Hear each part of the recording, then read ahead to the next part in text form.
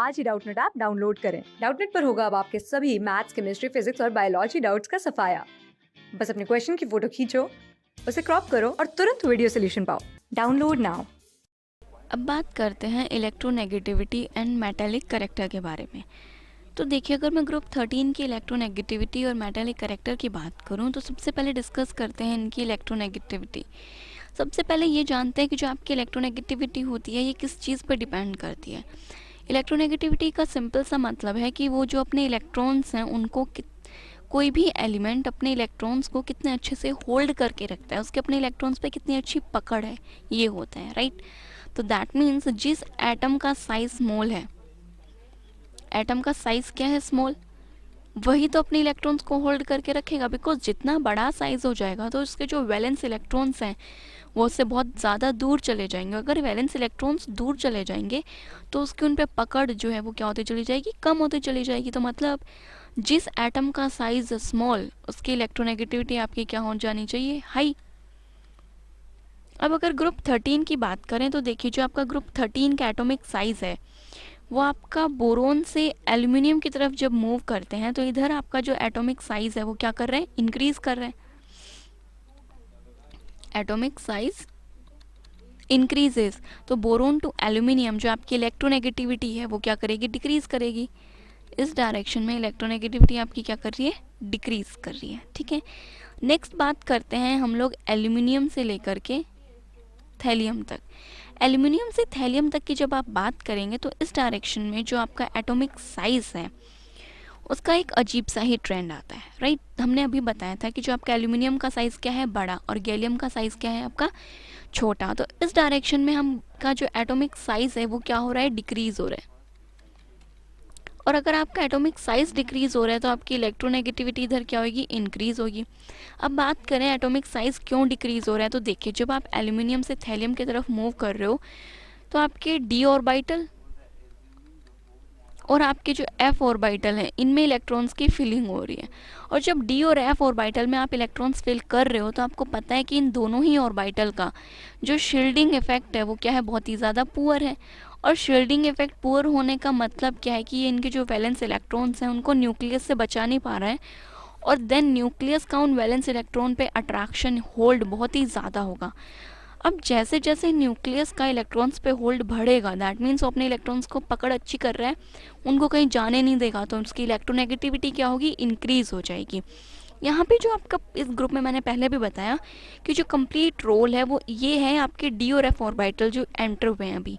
Because ये वाला जो पी ब्लॉक है ये आपका जस्ट हम किसके बाद स्टडी करते हैं, ग्रुप 2, एस ब्लॉक के बाद पी ब्लॉक पढ़ते हैं। और बीच में जो आपका डी ब्लॉक स्टार्टिंग से शुरू नहीं होता, वो थर्ड पीरियड से शुरू होता है। तो वहीं से आपके कुछ एक्सेप्शंस भी स्टार्ट होते हैं, जो कि आपके साइज़ में एक एक्सेप्शन शुरू हुआ और बाकी सारी चीज़ें आपके एटॉमिक साइज़ पर ही डिपेंड करती हैं। तो ये चीज़ आपको बस थोड़ा ध्यान रखनी है।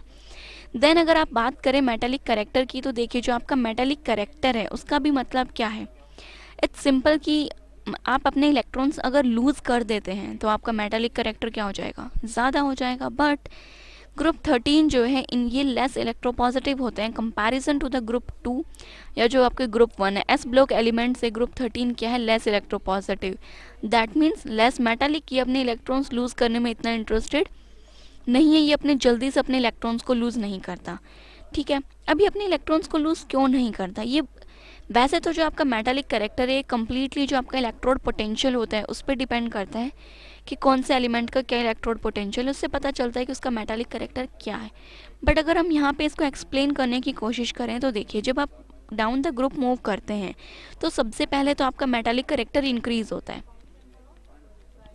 बोरोन से एल्यूमिनियम आपका मेटालिक करेक्टर क्या हो रहा है, increase, metallic character increase, okay.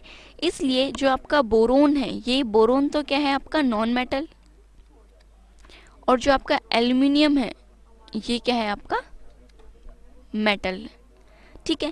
अभी ऐसा क्यों है, देखिए, जो आपके फर्स्ट 3 आयोनाइजेशन एंथैल्पीज हैं, बिकॉज या तो ये +1 ऑक्सीडेशन स्टेट शो करें या +3 करें, तो इनके जो फर्स्ट 3 आयोनाइजेशन एंथैल्पीज हैं बोरोन की वो बहुत ही ज़्यादा क्या होती हैं, हाई। अगर बोरोन की आयोनाइजेशन एंथैल्पी बहुत ज़्यादा हाई है दैट मीन्स इलेक्ट्रॉन लूज़ करने की टेंडेंसी उसकी बहुत ज़्यादा कम है, और अगर वो इलेक्ट्रॉन लूज़ नहीं करेगा तो वो क्या हो जाएगा, आपका नॉन मेटल हो जाएगा। और एल्युमिनियम आपका इस हिसाब से क्या हो जाता है, मेटल हो जाता है, बिकॉज इसकी जो first 3 ionisation enthalpy comparison to the boron वो क्या है, कम है।